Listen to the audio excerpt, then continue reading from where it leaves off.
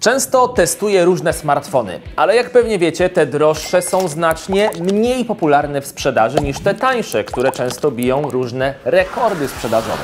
I to wcale nie jest tak, że te najdroższe urządzenia są najlepsze i najfajniejsze. Smartfony kosztujące ułamek ceny flagowych modeli oferują często bardzo dobry ekran, wysoką wydajność i robią piękne zdjęcia. Ale jak to możliwe? No właśnie o tym Wam dzisiaj opowiem na kanale Technostrefa. Posłuchajcie, dlaczego tanie smartfony stają się coraz lepsze.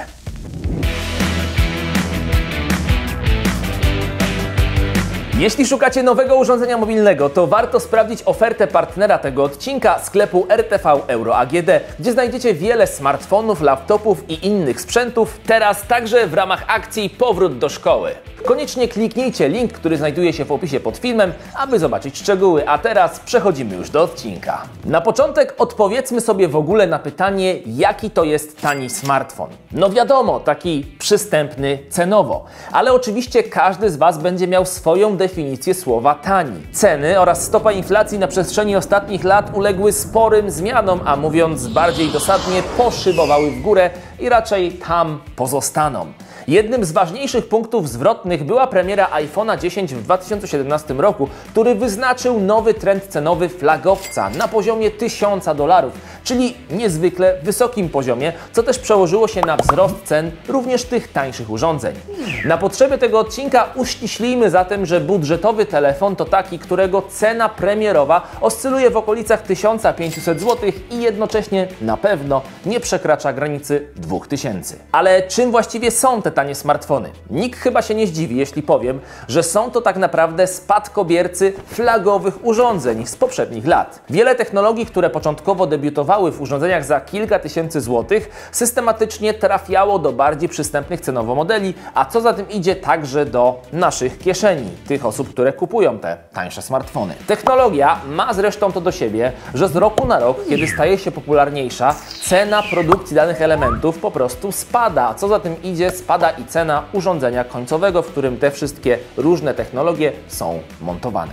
Jednym z ciekawszych modeli z niższej półki cenowej jest Redmi Note 12 Pro 5G, którego znajdziecie w ofercie sklepu RTV Euro AGD i na stronie euro.com.pl. Łączy on w sobie wiele cech znanych ze znacznie droższych modeli, przynajmniej takich, które były do tej pory znane ze znacznie droższych modeli. Technologia ekranów AMOLED wcześniej należała tylko i wyłącznie do urządzeń wysokiej półki, a teraz smartfony z takimi matrycami można kupić nawet za mniej niż 1000 zł.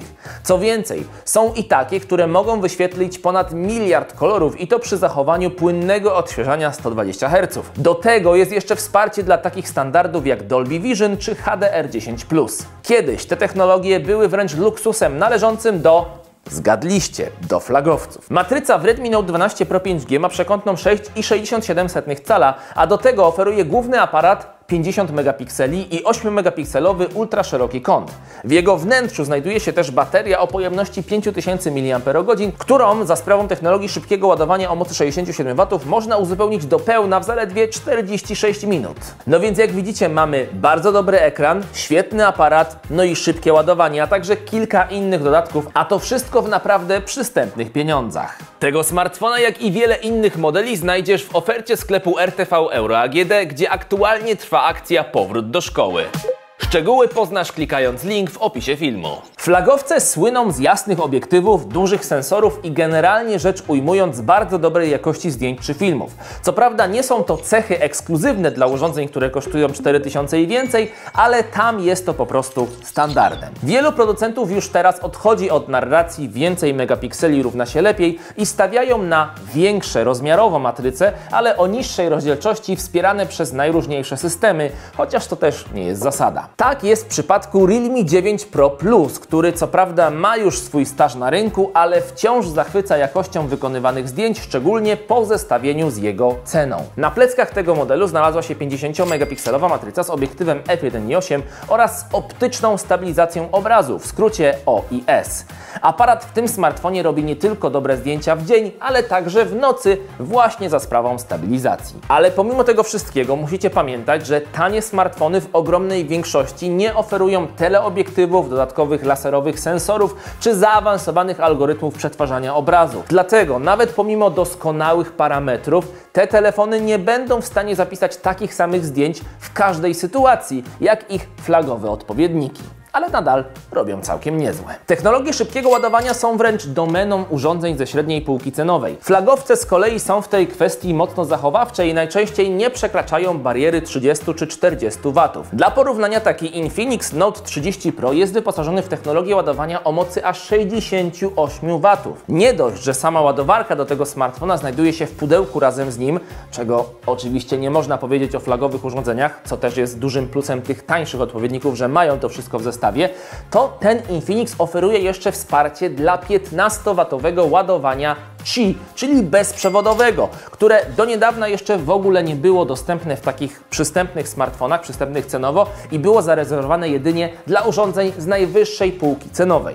Mówię oczywiście o tym indukcyjnym ładowaniu. Więc wychodzi na to, że macie przystępny cenowo smartfon poniżej 2000 zł, który ładuje się szybko przewodowo do 80% w 30 minut, ale jeszcze do tego macie całkiem szybkie bezprzewodowe ładowanie, więc naprawdę robi to robotę, biorąc pod uwagę, że jeszcze 2-3 lata temu było to niemalże nieosiągalne. Innym z tańszych modeli, które oferują bezprzewodowe ładowanie, jest Motorola Edge 30 Neo i nie zabrakło tam także wsparcia dla 5G, które też poniżej 2000 zł nie jest wcale taką oczywistą sprawą. Cechą flagowca jest też wodo- i pyłoodporność, czyli certyfikat IP68.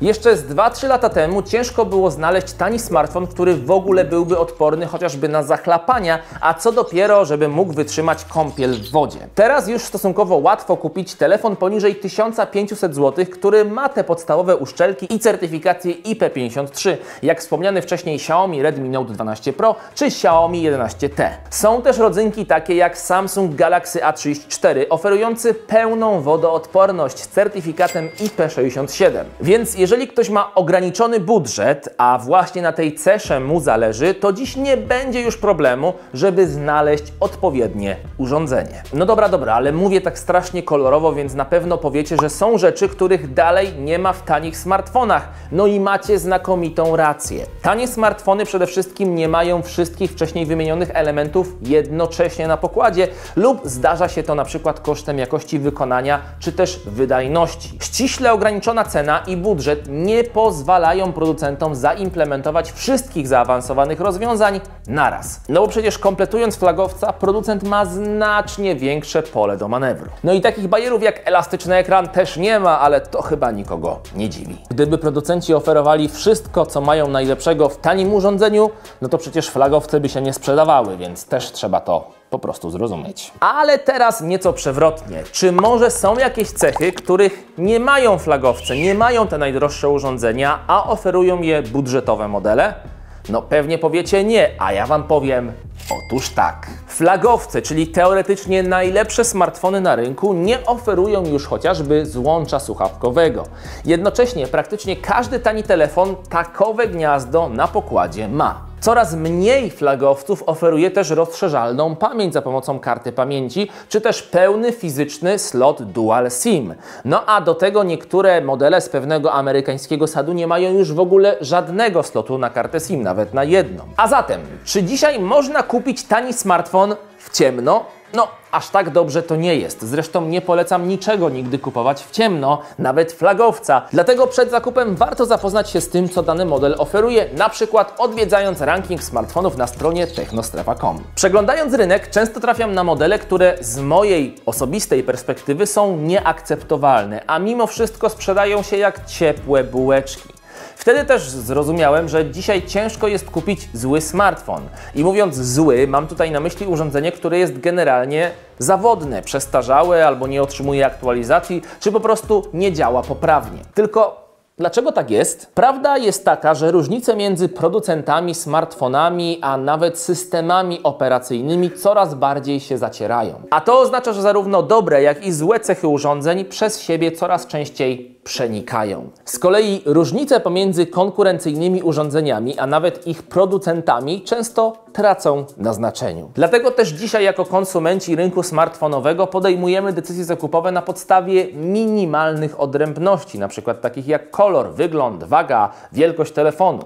Z jednej strony to źle, bo za bardzo się rozdrabniamy, a z drugiej dobrze, bo ciężko jest po prostu podjąć tę złe decyzję zakupową. A co Wy o tym wszystkim sądzicie? Czy uważacie, że tanie smartfony stają się faktycznie coraz lepsze i coraz więcej, coraz bliżej im do tych flagowych modeli? Czekam na Wasze opinie w komentarzach pod tym filmem, a linki do cen produktów, o których w dzisiejszym odcinku wspominałem, znajdziecie w opisie pod tym filmem. Wpadnijcie także na stronę naszego partnera RTV Euro AGD, a to by było na tyle. Trzymajcie się, pa pa!